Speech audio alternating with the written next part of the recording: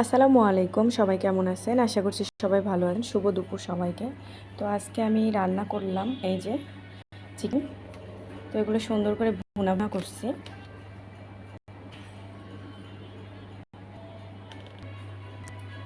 আর এখানে আছে ভাতগুলো আমি ঠান্ডা করতে দিয়েছি, যেহেতু প্রচুর গরম পড়ছে, নষ্ট হয়ে যাবে।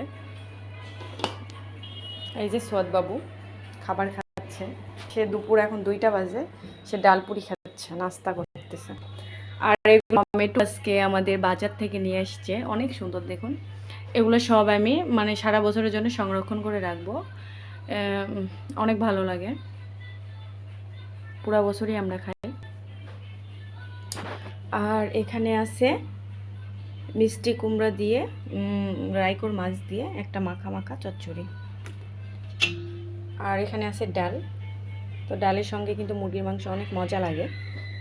তো আজকে এই পর্যন্ত। ভিডিওটি যদি ভালো লেগে থাকে অবশ্যই লাইক কমেন্ট শেয়ার করবেন। সবাই ভালো থাকবেন। আল্লাহ হাফেজ।